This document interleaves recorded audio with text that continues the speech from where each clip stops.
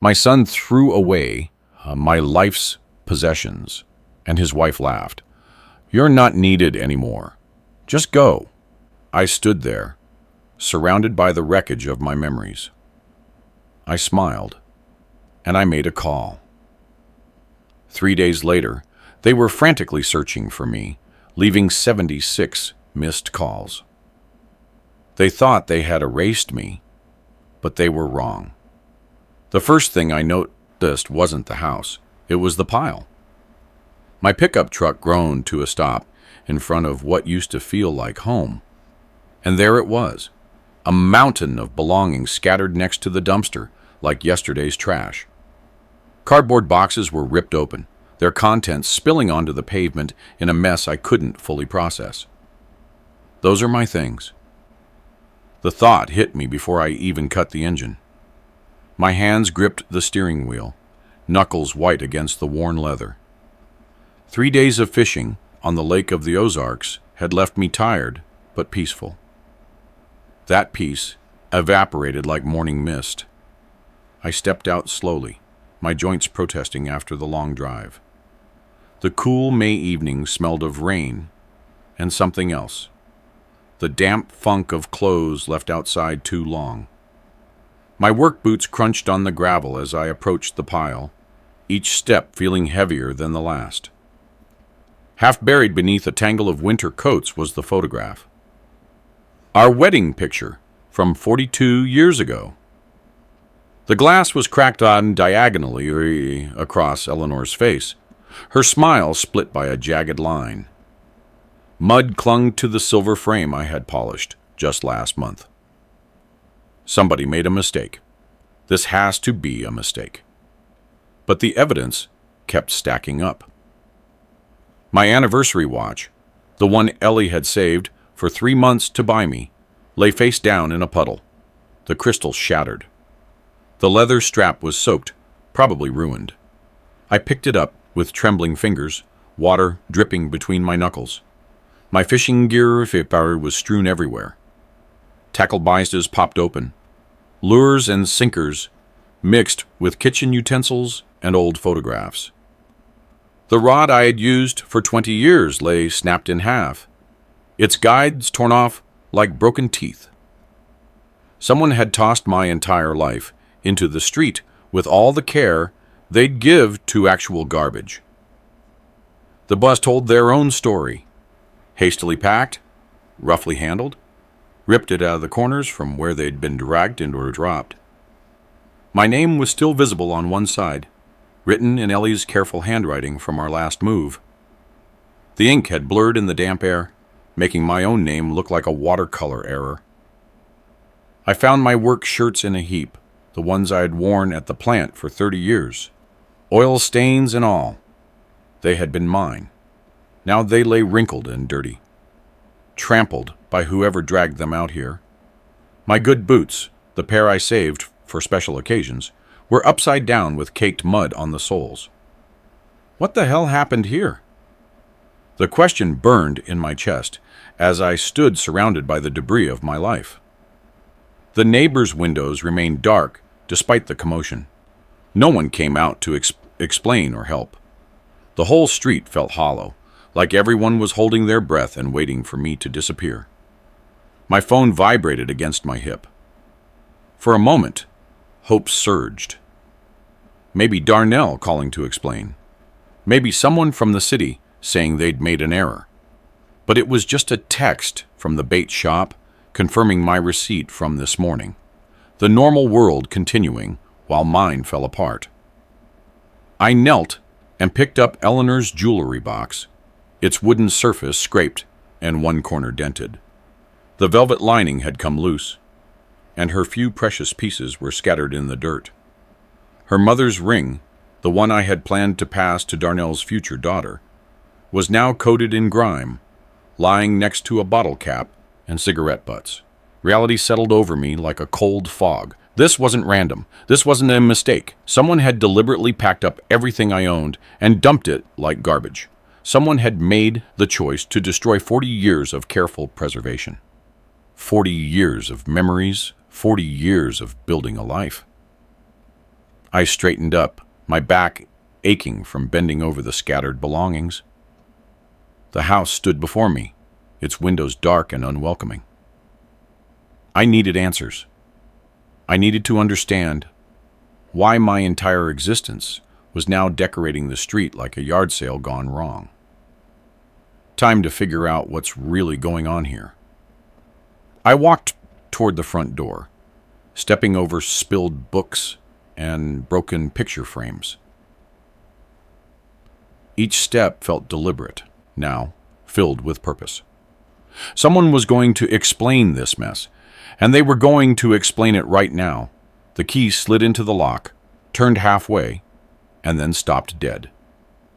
I tried again, applying more pressure, wiggling the metal back and forth the way I had done 1,000 times before. Nothing. The lock refused to yield, as solid and unyielding as if I'd been trying to pick a bank vault with a butter knife. They changed the locks. They actually changed the locks on my own house. My hands were shaking now, making it hard to manage the key. I pulled it out and examined it closely, as if the brass could have somehow transformed during my fishing trip. Same worn edges, same scratches I'd memorized over the years. The lock was different, not the key. I fumbled for my phone, scrolling through contacts with clumsy fingers. Darnell. He would explain this mess. He would fix everything. The phone rang once, twice, 3 times before going to voicemail. His cheerful, recorded voice saying, "You've reached Darnell. Leave a message, and I'll get back to you." "Darnell, it's Dad. I just got back from fishing, and all my things are in the street. They changed the locks. What is going on? Call me immediately." I tried Veronica next, though talking to my daughter-in-law always felt like walking through a minefield. Same result. Straight to voicemail. Her message was shorter, snappier. "You know what to do." Standing there, on my own front porch, locked out like a stranger, I felt something cold settle in my gut. This wasn't a mix-up, or an emergency repair. Someone had planned this. Someone had waited for me to leave town, and then systematically erased me from the place I'd called home for 15 years. The evening shadows were lengthening, and the spring air carried a chill that hadn't been there an hour ago. I walked across the lawn to the house of Walter Dixon, my neighbor for 8 years. If anyone knew what had happened, it would be him. That man noticed everything. What papers people read, when they left for work, who visited, and when. I knocked on his door, 3 crisp taps that echoed down the silent street. Cautious, measured footsteps approached, and the door opened just enough for Walter's leathery face to appear, his eyes darting past me toward my scattered belongings. "Walter, do you know what happened here? All my things are out in the street, and I can't get into my house." His expression shifted, becoming uncomfortable and evasive. "I'm sorry, Arthur. I haven't noticed anything unusual. Maybe some kind of error." "An error?" I pointed toward the pile of my possessions. "That's 40 years of my life next to the garbage can. Someone changed my locks while I was fishing. You had to have seen something." Walter's gaze drifted, focusing on something over my shoulder. "I've been busy with my yard. I really wasn't paying attention to what was going on over there." The lie hung between us like smoke. Walter had been retired for 6 years and spent most days positioned at his front window, watching the neighborhood like a security guard. He knew exactly what had happened, but he wasn't going to tell me.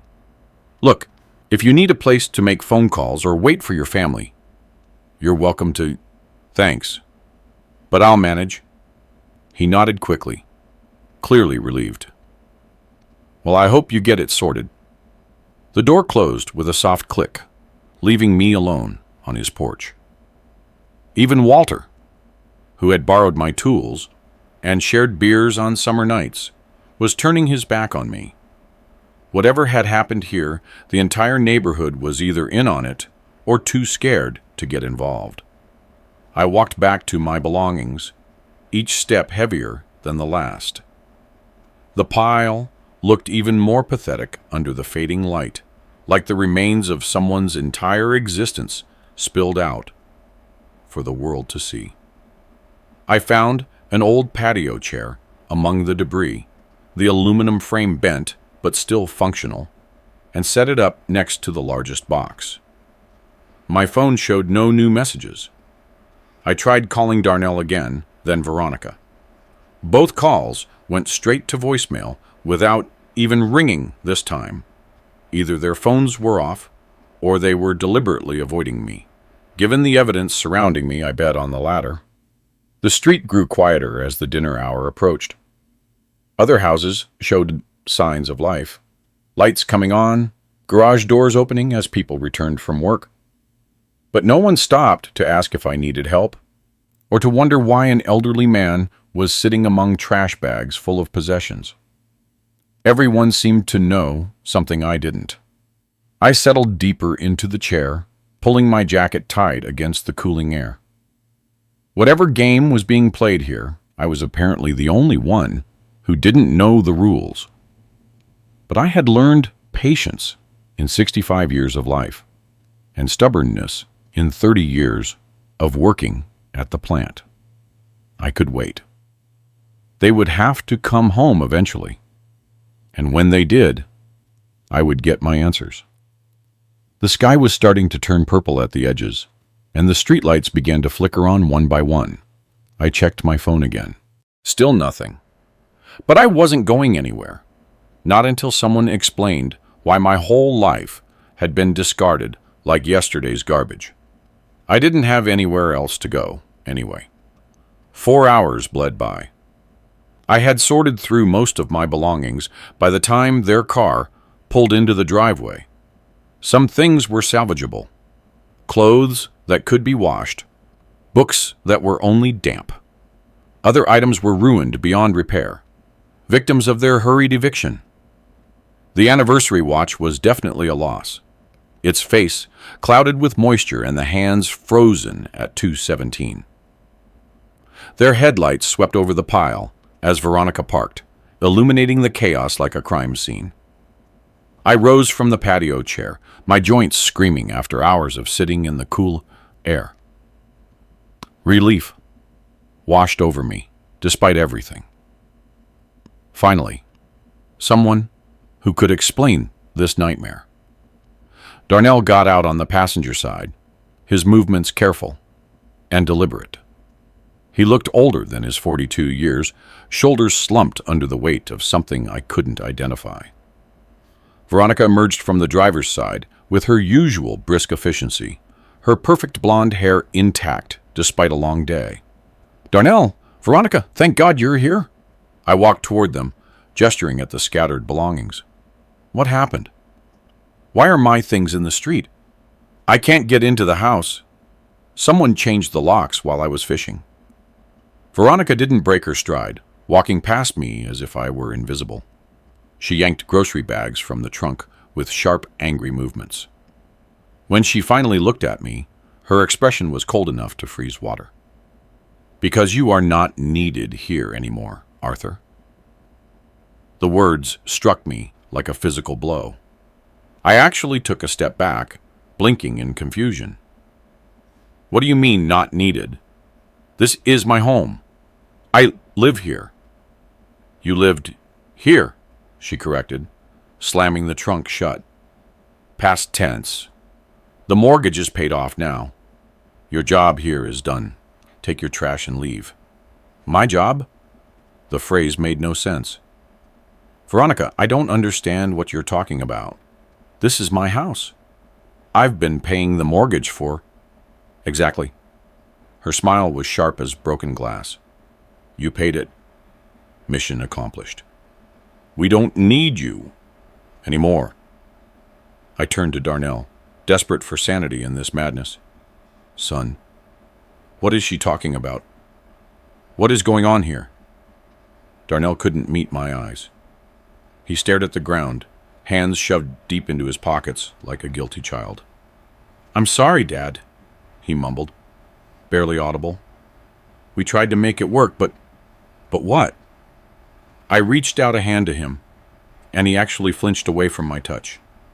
Darnell, look at me. I'm your father.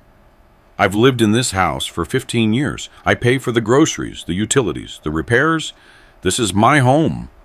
Veronica sneered, a sound like cracking ceramic. Your home. You were a tenant, Arthur. A very useful tenant who paid all our bills and asked nothing in return.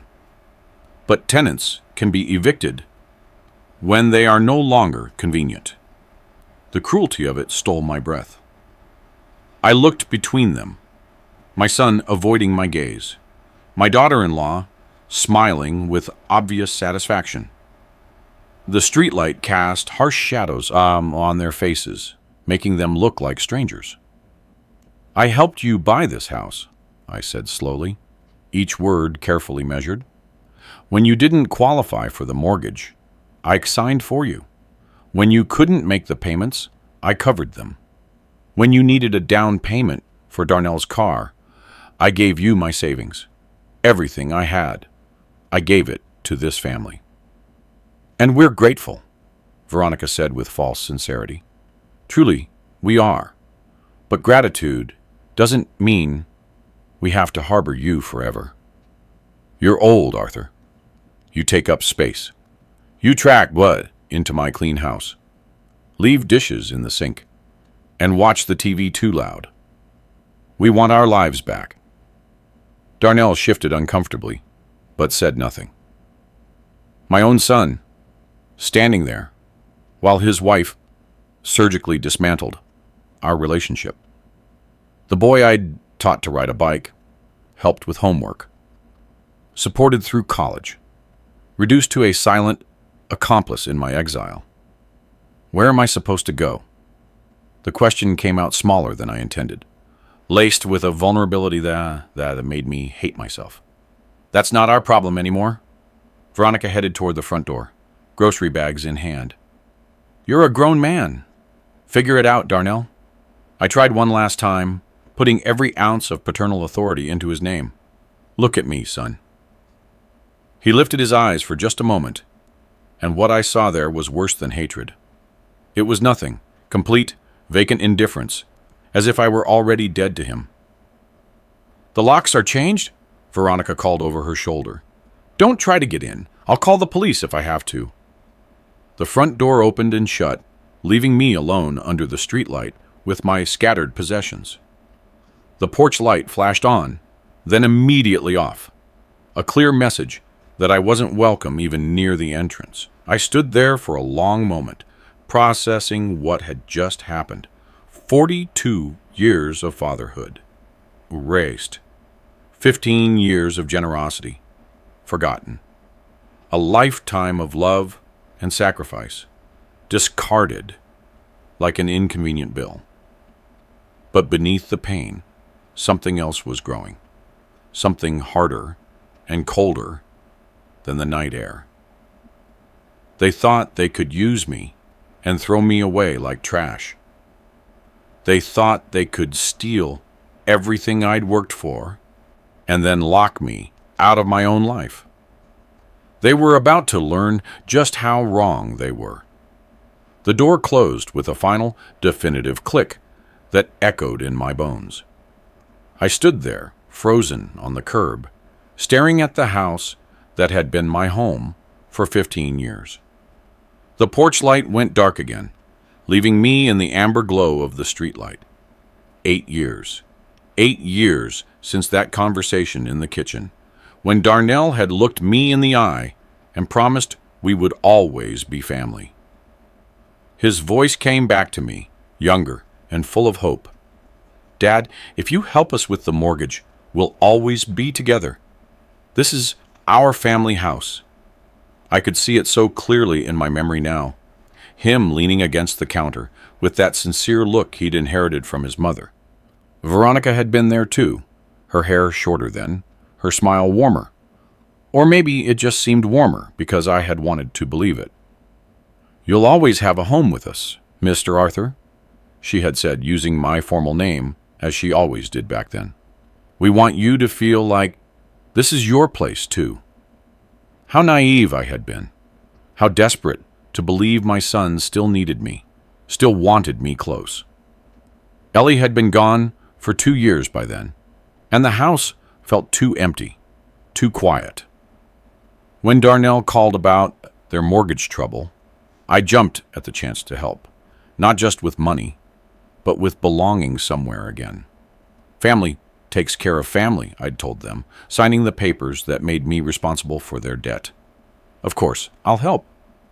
Darnell had hugged me that day, truly hugged me, something he hadn't done since he was a teenager. I promise, Dad, you won't ever regret this. You won't ever regret this. The words tasted bitter now. I thought about the gradual changes, how the first few years had been good. Family dinners, holiday celebrations, Darnell asking my advice on work problems. I had felt useful, needed, but sometime around 2020, things began to shift. Dinner invitations grew less frequent. Conversations grew shorter. My opinions were dismissed more quickly. By 2023, I ate most meals alone in my room. Veronica would sigh when I used the kitchen, as if my presence was a barely tolerated inconvenience. Darnell stopped asking for advice and started looking through me instead of at me. They had developed a language of subtle glances and signals that excluded me completely. But I had told myself it was temporary stress. Darnell's job, Veronica's moods, the usual ups and downs of family life. I had made excuses for them the way parents do, finding reasons to justify behavior that grew colder and more dismissive. The pattern was clear now, viewed from this side of the betrayal. The closer we got to paying off the mortgage, the worse they treated me, as if my usefulness had an expiration date tied directly to the loan balance. Every payment I made toward their debt was one step closer to my eviction. They had been planning this, perhaps not from the start, but certainly for months. You don't change locks on impulse. You don't pack up someone's entire life into boxes without premeditation. This had been calculated, methodical, timed perfectly for my fishing trip. 8 years of mortgage payments. 8 years buying groceries, paying utilities, covering repairs.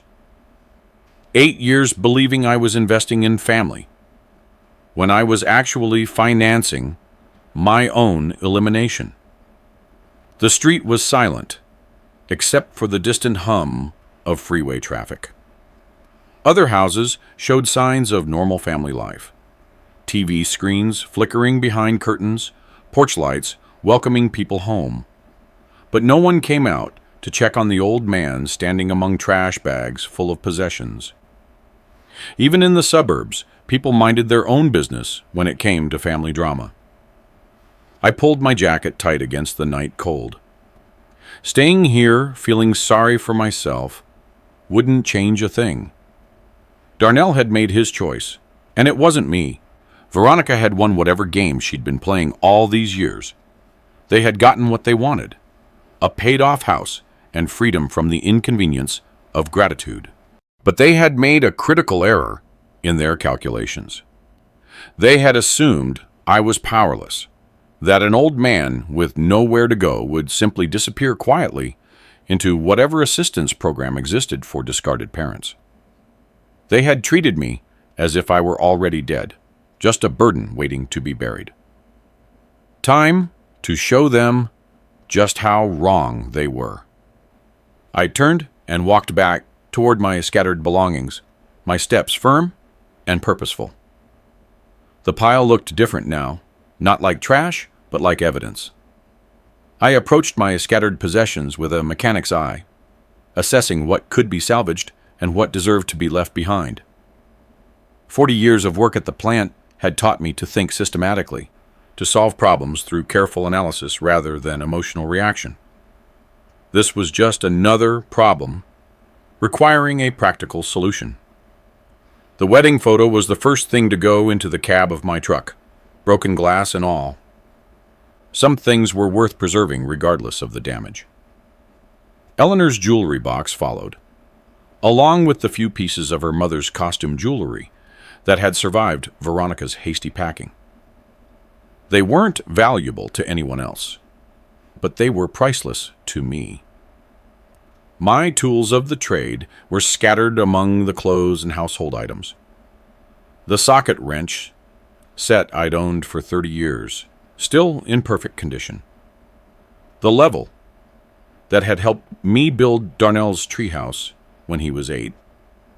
These tools held value beyond sentimentality. They represented skills and capabilities Darnell and Veronica had forgotten I possessed. I loaded them carefully onto the truck bed, every wrench and screwdriver finding its proper place in the toolbox. Organization mattered. Preparation mattered. If I was going to rebuild my life from scratch at 65, I would need every advantage I could gather. The clothing was a mixed blessing. Most of my work shirts had survived intact, along with several pairs of jeans and my winter coat. The formal wear was ruined. The suit I'd worn for Eleanor's funeral was stained and wrinkled beyond recovery. But I wouldn't need formal wear for what came next. A car slowed as it drove past, the driver craning their neck to look at the old man loading junk into a pickup. I held his gaze steadily until he looked away and drove on. Let them stare. Let the whole neighborhood see what Darnell and Veronica had done. Shame was a tool that cut both ways. My fishing gear had taken a beating, but most of it was salvageable. The broken rod could be replaced, and the tackle boxes only needed reorganization. Fishing had always been my escape, my time to think clearly without interference. I would need that clarity in the weeks ahead. Papers and documents were scattered like leaves after a storm. I gathered them methodically: insurance policies, bank statements, tax returns, important information Darnell and Veronica had tossed as carelessly as everything else. They thought I existed only within the walls of their house. They imagined I had no financial life beyond paying their bills. That was their second critical mistake. They knew I had savings. They'd seen me write checks for their expenses year after year. But they had never bothered to know the full extent of my resources. To them, I was just a convenient source of monthly payments, not a man who had worked steadily for 40 years and lived below his means. The anniversary watch was beyond repair. Its crystals shattered and the movement flooded. I held it for a moment, remembering Ellie's pride when she'd presented it to me, wrapped in newspaper because we couldn't afford fancy gift paper back then. Then I dropped it into one of the damaged boxes I was leaving behind. Some symbols of the past needed to stay buried. Walter Dixon's house remained dark, though I could see the faint glow of a television through his living room curtains, likely watching me through a gap in the blinds, cataloging details he could share with other neighbors tomorrow. The whole street would know about Darnell's ingratitude by morning, even if none of them would intervene. Suburban politeness had its limits. 43 years I had worked to support this family. First, Ellie and baby Darnell when money was tight and the plant jobs were uncertain. Then Darnell alone through his teens, college tuition, and early career struggles. Finally, Darnell and Veronica, helping them achieve the middle-class stability I had never quite managed for myself. Time for a return on that investment. The truck bed was nearly full now, packed with everything that mattered. I would have to leave some furniture behind. The dresser Ellie had refinished. The recliner where I watched TV most nights, but material possessions were only weight. Now I needed mobility, flexibility, freedom to act unburdened. I climbed into the driver's seat and turned the key. The engine caught immediately. Reliable machinery responding to experienced hands. In the rearview mirror, I could see the house shrinking as I pulled away, its windows dark and unwelcoming. But I wasn't disappearing into the night as they expected. I was just shifting position, moving to higher ground where I could see the entire battlefield clearly. Time to show them what 43 years of experience looked like when gratitude was off the table. The neon sign of the budget motel blinked red against the darkness as I pulled into the parking lot. The place looked exactly like what it was, a roadside inn for travelers needing basic, no-frills shelter. 2 stories of identical doors, ice machines humming at either end, and the persistent smell of freeway exhaust mixed with industrial cleaner, perfect for someone who needed to temporarily disappear while planning his next move. The clerk looked to be about 25, college-aged, with tired eyes and the practiced indifference of someone working the graveyard shift. He barely glanced up from his magazine as I approached the counter. "How many nights?" he asked, sliding a registration form across the laminate surface. "Just one for now," I replied, signing my name carefully. "We'll see how it goes from there." Room 127 was exactly what I'd expected. A double bed with a floral comforter that had seen better decades, a small table by the window, and a bathroom barely big enough to turn around in. The carpet showed traffic patterns from thousands of previous guests, and the heater rattled when it kicked on. But it was clean, it was private, and it was $50 a night. I'd stayed in worse places during my years at the plant. I carried my essential boxes inside one by one, my back protesting after the long day. The truck could stay loaded with everything else. There was no point in unpacking what I'd just have to repack. But I needed the essentials. Clothes for tomorrow, Ellie's jewelry box, and the folder of important papers I'd rescued from the debris. The fluorescent light in the bathroom was harsh after the warm glow of the streetlights. In the mirror, I looked older than I had felt this morning. The day had carved new lines around my eyes, added weight to my shoulders. But my hands were steady, my mind clear. That was what mattered. I set Ellie's jewelry box and our wedding photo on the nightstand, creating a small shrine of memory in this temporary space. The broken glass split her smile in half, but her eyes hadn't changed, bright with the optimism that had carried us through 38 years of marriage. You knew how to love without conditions, how to build instead of destroy, I told her picture quietly. I should have done this years ago. I should have seen what they were doing before it got this far.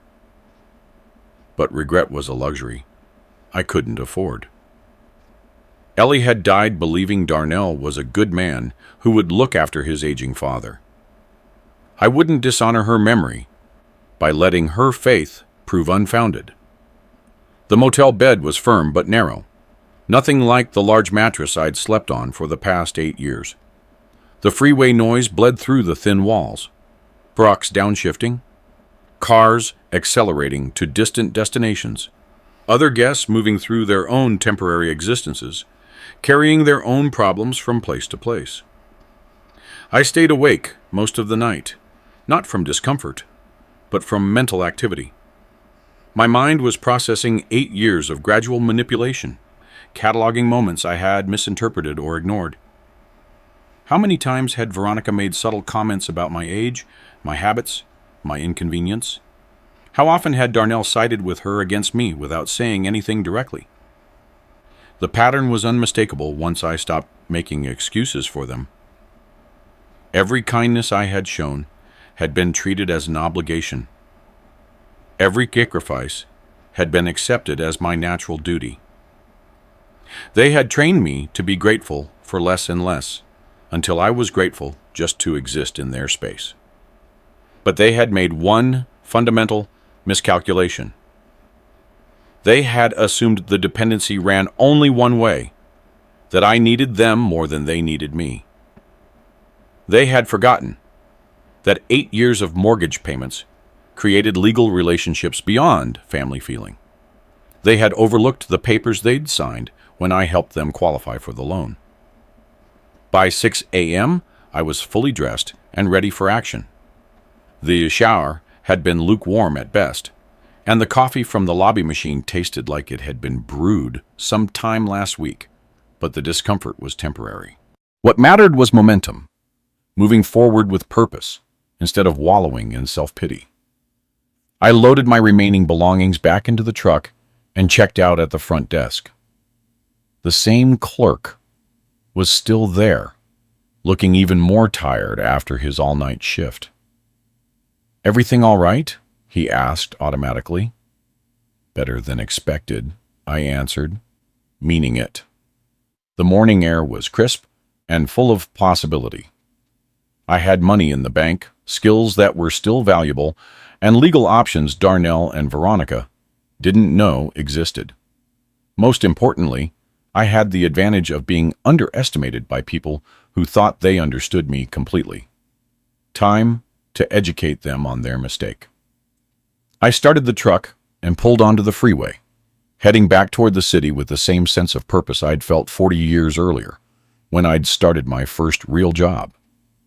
There was work to do, problems to solve, and justice to serve. Darnell and Veronica had wanted me out of their lives. They were about to find out that sometimes you get exactly what you ask for. The phone book was thin in my hands as I looked up attorneys who worked weekends. Robert Kincaid's advertisement stood out. Real estate and immigration law, emergency consultations available. His office number connected me to a tired but professional voice that suggested Saturday morning appointments were possible for urgent matters. "Mr. Kincaid, I urgently need to clarify matters of home ownership. There's been a family dispute over a house I've been living in, and I need to understand my legal position. You can bring the relevant documents, mortgage papers, deed, anything that shows your involvement with the property." I spread the papers I had rescued from the debris over the motel bed. Everything was there: loan documents, property tax receipts, insurance policies. 40 years of working at the plant had taught me to keep records, even when other people handled the details. The drive downtown took 20 minutes through the quiet Saturday morning streets. The city looked different from this perspective. Less like the town where my son had betrayed me, more like a place where business got done, regardless of family drama. Professional buildings ready to solve problems for people willing to pay consultation fees. Kincaid's office occupied the third floor of a converted brick building near the county courthouse. The waiting room was small but clean, decorated with certificates and photographs of successful clients. I was the only person there, gripping a manila folder that might hold my future. Robert Kincaid turned out to be a compact man in his 40-something, dressed in weekend casual clothes but maintaining a professional demeanor. He motioned me into his office and accepted the folder with careful attention to detail. "Tell me about the situation first, then we'll review the documents." I explained the basics without emotional embellishment: 8 years of mortgage payments, gradual deterioration of family relations, sudden eviction, and lock changes. Kincaid nodded occasionally, making notes on a legal pad. "Now let's see what the papers tell us." He spread the documents across his desk systematically, examining each page with the methodical attention I recognized from my own work habits. When he got to the original deed and mortgage agreement, his eyebrows lifted slightly. "Mr. Vance, according to these documents, you are the sole owner of the property in question." The words hung in the air like smoke from a welding torch. "What about the mortgage? Darnell and Veronica live there? They said I was helping them buy their house. The mortgage was issued only in your name. You qualified for the loan. You have made every payment, and the property tax records show you as the official owner. Your son and daughter-in-law have no legal claim to the house at all. Kincaid rotated the deed toward me, pointing out the relevant sections. My name appeared in all the critical places: borrower, owner, responsible party. Darnell and Veronica were nowhere on the legal language that actually mattered. But they lived there. They've been treating it as their home for 8 years. Living in a property does not establish ownership. At best, they could be considered tenants. Although I see no formal lease agreement, legally, you have every right to reclaim your property and evict any unauthorized occupants. Satisfaction started in my chest and spread outward, like the warmth of a good meal. 8 years of being treated like a burden. 8 years of seeing my generosity thrown back at me. 8 years of watching my son choose his wife over his father. And the entire time, they had been living in my house, eating food I bought, using utilities I paid for, in a home they had no legal right to occupy. What are my options? I asked, keeping my voice steady despite the rising emotion. You could demand they vacate immediately. You could begin formal eviction proceedings. You could sell the property and force them to move. As the legal owner, you have considerable leverage in this situation. Kincaid reviewed the agreements one more time, checking details with professional thoroughness. The mortgage was fully satisfied as of last month. You own the property free and clear, valued at approximately $400,000 in the current market. $400,000. I'd been living as a charity case in my own $400,000 house, grateful for the privilege of paying other people's bills. The irony was so perfect, it almost made me laugh. I need copies of everything establishing my ownership, and I'll need recommendations for a good realtor. Kincaid efficiently prepared the copies while explaining the legal protections of home ownership. Within an hour, I had documentation that proved beyond a shadow of a doubt that Darnell and Veronica had been living rent-free in my house for 8 years. The spring morning felt different as I walked back to my truck. Warmer, brighter, full of possibilities that hadn't existed an hour before. I wasn't a homeless old man begging for shelter. I was a homeowner who had been temporarily inconvenienced by squatters. Time to reclaim what was mine and show them the difference between charity and ownership. The parking lot of Stone Realty was empty except for one car when I arrived that afternoon. Rebecca Becky Stone turned out to be a sharp-eyed woman in her 30-something who apparently worked weekends for clients serious about buying or selling. Her handshake was firm, her smile professional, and her questions direct. Mr. Vance, what kind of timeline are we looking at for the sale of your property? As quickly as possible. I need the house listed immediately and shown to serious buyers starting Monday. She pulled up the property records on her computer, nodding as the details filled the screen. This is a good neighborhood, 4-bedroom house, good condition, based on the photos I can see online. What is your asking price range? Market value, but the buyer needs to be ready to move immediately. The current occupants will require rapid relocation. Rebecca's expression flickered slightly, likely wondering about the family dynamics, but she kept the professional focus. What about the current occupants? They'll need time to find new housing. That is no longer my concern. They are adults. They will figure it out. The coldness in my own voice surprised me, but it felt appropriate. 8 years of worrying about Darnell and Veronica's comfort had led to me being thrown out like trash. Time to prioritize my own interest for a change. We spent an hour going over market conditions, pricing strategies, and showing schedules. Rebecca was efficient and thorough, treating the sale like any other business transaction.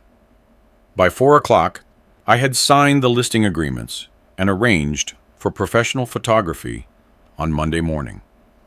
I'll have the property in the listing system by Tuesday, Rebecca promised. Given the market conditions and the location, I expect serious interest within the first week. Perfect. By the time Darnell and Veronica realized what was happening, their living situation would already be out of their control. The apartment search took less effort than expected. The third complex I visited had a furnished one-bedroom available immediately. Clean, basic, month-to-month contract for someone in transition. The manager was happy to fast-track the application for a cash deposit and the first month's rent. "How long will you be staying?" she asked as she processed my credit check. "Until my other housing situation is resolved. Could be a few weeks, could be longer." By 6 o'clock, I was moving my essential belongings from the motel into the apartment. Not much to carry, a few boxes of clothes, important papers, Ellie's jewelry box, and my tools. Everything else could wait in the truck until I decided what came next. The apartment was anonymous and temporary, exactly what I needed. Basic furniture, functioning appliances, cable TV, and most importantly, a landline for coordinating the house sale. I organized my few possessions efficiently, creating a command center to monitor the situation. I called Rebecca from the apartment phone, confirming Monday's photography session and Tuesday's listing activation. "Miss Stone, I want you to know I'll be traveling next week. The house is to be shown to any qualified buyer, regardless of whether the current occupants cooperate." "Understood, Mr. Vance. As the owner, you have full authority over showing schedules." The legal proprietorship felt more real every time someone professionally acknowledged it. For 8 years, I had lived as a guest in my own house.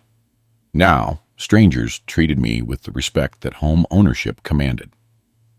I spent the night organizing my documents and planning the next steps. The house would be listed Tuesday. Showings would begin immediately.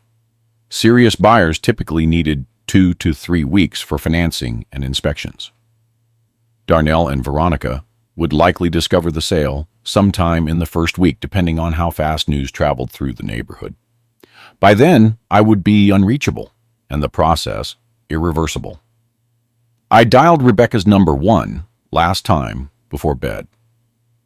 "Miss Stone, I want one more thing, and I'll be out of town for a while, but you have my full authorization to proceed with all aspects of the sale.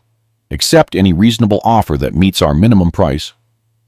I'll keep you updated on all developments, Mr. Vance." "No, don't. I won't be available for updates." That was the beauty of the plan. By the time Darnell and Veronica figured out their comfortable life was disappearing, I would be somewhere they couldn't contact me to beg, threaten, or manipulate. The apartment was silent, except for the hum of the refrigerator and the distant sounds of traffic. Tomorrow, I would implement the final phase of my strategy. For tonight, I could rest, knowing justice was finally in motion.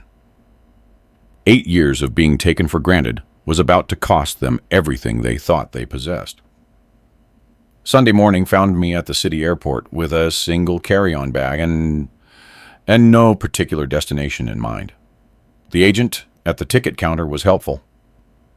When I explained my situation, "I'd like to book a flight somewhere warm. Doesn't matter where, as long as I can leave today." She checked availability while I stood there, feeling lighter than I had in years. No schedule to keep, no one waiting for me at home, no family obligations to consider, just an old man with savings in the bank and time to spend as I pleased. "There's a flight to Cancun, Mexico, leaving in 3 hours. It's expensive for a last-minute booking, but they have seats available." "Perfect. Book it." The airport process felt strange after years of staying close to home. Security lines, boarding announcements, the controlled chaos of people traveling to places that mattered to them.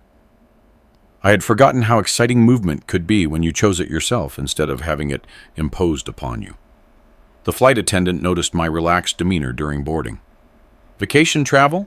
she asked as she checked my seat assignment. Something like that. Haven't been somewhere warm in years. Figured it was time to change that. 3 hours later, I was stepping off a plane into the Mexican heat that felt like a blessing after the stubborn spring chill of where I came from. The Cancun airport buzzed with tourists and resort representatives, all eager to start or finish their temporary escape from reality.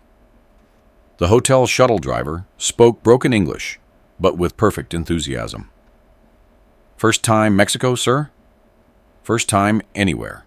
In a long time," I admitted, watching unfamiliar scenery stream past the windows.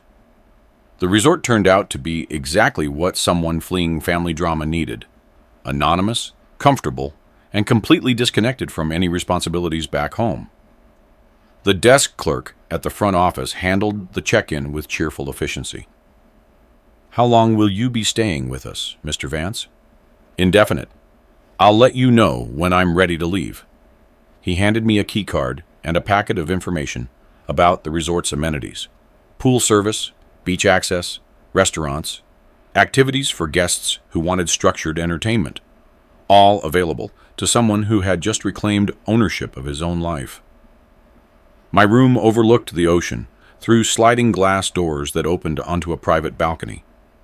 The sound of the waves replaced the memory of suburban silence, and the warm air carried smells of salt and tropical greenery instead of disappointment and betrayal. I stood there for several minutes, letting the contrast wash over me. First order of business: turn off my phone. Darnell and Veronica would eventually realize something was wrong when they couldn't reach me. But by then, the house sale would be in motion, and my location irrelevant. Let them wonder where I'd gone and why I wasn't available to explain or negotiate. Room service brought lunch to the balcony: fresh fish, cold beer, fruit that actually tasted like it had grown under the sun. Simple pleasures that felt revolutionary after months of eating alone in my room while my own family treated me as a tolerated guest. The beach was populated with couples and families, enjoying vacations they had planned and saved for. I found an empty chair under an umbrella and settled in with a paperback thriller I'd bought at the airport. For the first time in years, I had nowhere to be and nothing to prove to anyone. A waiter approached with the kind of attentiveness money and leisure demanded. "Another beer, sir? Perhaps something from our cocktail menu." "Why not? Bring me something tropical. I'm celebrating." "Celebrating what, if I may ask?" "Freedom," I said, completely meaning it. The afternoon dissolved into a haze of heat, liquor, and the satisfaction that comes from making choices without consulting anyone else's opinion. Other resort guests moved through their own vacation rhythms, but I was operating on an entirely different timeline. By nightfall, I was sitting on my balcony, watching the sunset paint the ocean with colors I'd forgotten existed. The contrast to Friday night, sitting among trash bags on a suburban street, was so complete it felt like someone else's memory. Tomorrow, Rebecca would start photographing the house for the listing. By Tuesday, Darnell and Veronica would find out their comfortable arrangement was about to change permanently. They would likely try calling me first, then descend into panic when they realized I was unreachable. But I would be here, learning how to release again, while they learned how consequences felt. The waves kept rolling in with rhythmic persistence, washing away what they found and starting over again with each cycle. Sometimes that's exactly what life required: a complete erasure of what came before, followed by the patience to build something better. I raised my drink to the darkening sky, to the end of being grateful for scraps and the start of claiming what was rightfully mine.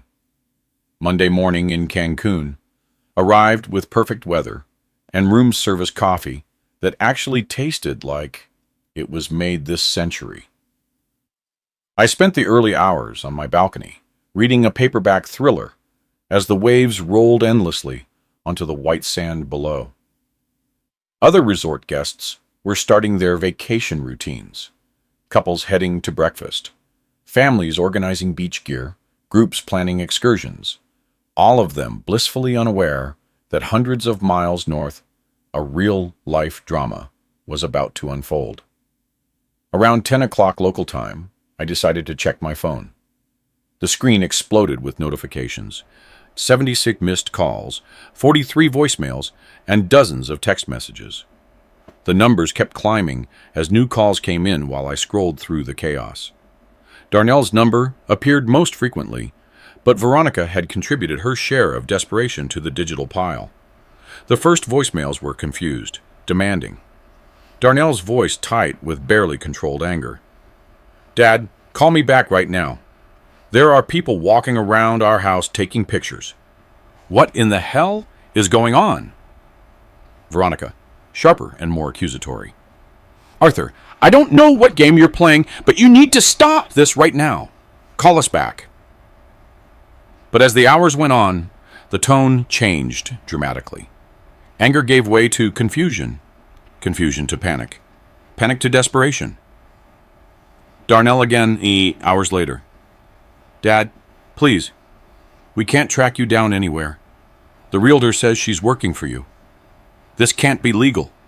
Where are you?" Veronica, her voice cracking. "Arthur, this is our home, and you can't just sell our house without consulting us. We've been calling everyone we know." I found Rebecca Stone's messages scattered among the family chaos. Professional updates delivered with business efficiency that contrasted sharply with the emotional meltdown happening elsewhere. Her text from this morning was particularly satisfying. "Mr. Vance, excellent showing yesterday. A young couple. Marcus and Sierra Jones, very interested. Mentioned they could close quickly. They love the neighborhood and see themselves raising children there. I will keep you updated on developments. Perfect. New owners who would actually appreciate the house instead of treating it like an inherited burden." The voicemails continued throughout the day, each one more desperate than the last. Darnell's voice deteriorated from anger to pleading to something approaching genuine fear. "Dad, if you can hear this, we're sorry how things went. Maybe we can work something out. Please, just call us back so we can talk." Veronica tried a different approach, alternating between manipulation and open begging. "Arthur, think about what you're doing. We have nowhere to go. Surely you don't want to leave us homeless. You're not that cruel." But the most telling message arrived late in the afternoon, the Darnell's voice barely holding together. "Dad, I keep thinking about that night when you came back from fishing. The way Veronica spoke to you, the way I just stood there and let it happen. I know we messed up, but selling the house won't fix anything. Please, just call me." Finally, some acknowledgement of consequence. It only took them figuring out they weren't actually in control of their own housing situation. I replied to Rebecca's messages with professional efficiency, authorizing additional showings and confirming my interest in serious offers. But the family calls went unanswered. They had made it clear 1 month ago that they didn't need me in their lives. Time for them to experience what not being needed really looked like when the tables were turned. The resort bar served excellent margaritas with fresh lime and salt that tasted like vacation instead of responsibility. I settled into a chair by the pool with my phone silenced, watching families enjoy their temporary paradise while mine was imploding in ways they were only beginning to understand. 8 years of mortgage payments had bought me more than just legal ownership. They had bought the right to choose who deserved explanations and who deserved silence. Darnell and Veronica had spent those 8 years teaching me that family loyalty was conditional, that gratitude had expiration dates, and that love could be discarded when it became inconvenient. Well, they had been excellent teachers. Time to show them how well I had learned their lessons. I extended my resort stay for another week, informing the front desk that my plans had become more flexible than originally anticipated. The afternoon stretched ahead with nothing more demanding than deciding whether to order fish or chicken for dinner. Back in the city, the phone calls would continue. The panic would intensify. The reality of their situation would sink in with every unanswered ring. But that was their problem now, not mine. 3 weeks later, I returned to the city with a tan that spoke of extended leisure and a perspective that distance had clarified. The flight from Cancun landed on time, and the taxi ride to my downtown apartment felt like visiting a different city. The spring weather had warmed considerably, transforming the landscape from the gray uncertainty I'd left behind to something approaching summer optimism. Even the downtown streets seemed more welcoming, though that might have been the effect of no longer feeling trapped by other people's expectations. I was pulling my suitcase from the taxi trunk when familiar voices shouted my name from across the parking lot. Darnell and Veronica approached like refugees from their own lives. 3 weeks of searching had left visible marks. Darnell looked 10 pounds lighter, his usually neat appearance replaced by wrinkled clothes and hollowed eyes. Veronica's perfectly maintained image had cracked, revealing someone who had spent too many sleepless nights facing consequences she had never considered possible. "Arthur, finally!" Veronica's voice conveyed relief, mixed with desperation. "We've been looking everywhere for you." Yet Darnell stood slightly behind his wife, unable to meet my eyes directly. "Dad, please. We need to talk. Don't sell the house. We can work something out." I set my suitcase down carefully, noticing how their voices had changed. 1 month ago, they had spoken to me with dismissive authority. Now, they sounded like people begging for something they couldn't afford to lose. Work something out? What exactly? I kept my voice level, professional. What is there to discuss? "We drove to every friend you ever mentioned," Veronica said, the words tumbling out. "Your old co-workers, that fishing club, even Eleanor's sister in the next town. Nobody knew where you had gone. We were desperate." The word hung between us like smoke. Desperate. 1 month ago, I had been the desperate one, sitting among trash bags while they locked me out of my own house. The symmetry was almost poetic. Interesting choice of words. I picked up the handle of my suitcase. 1 month ago, you told me I wasn't needed anymore, remember? Darnell finally looked up, his face showing the kind of regret that only comes from watching comfortable assumptions crumble in real time. "Dad, we made a mistake. Maybe we spoke too quickly, acted too harshly." "Perhaps," the word came out sharper than I intended. "You threw my belongings into the street like garbage. You changed the locks on my own home. You told me to disappear from your lives, and now you're surprised I took your advice." Veronica tried a different approach, her voice adopting the manipulative tone I had heard her use on store clerks and service representatives. "Arthur, you are hurting us to hurt us. This isn't about justice. It's about revenge." "Revenge?" I almost laughed. "Veronica, I am selling my house that I own, that I paid for, on which you have absolutely no legal claim. How exactly is disposing of my own property revenge?" The legal reality hit them like cold water. For 8 years, they had lived as if the house belonged to them, as if my contributions were voluntary charity, rather than an owner maintaining his own property.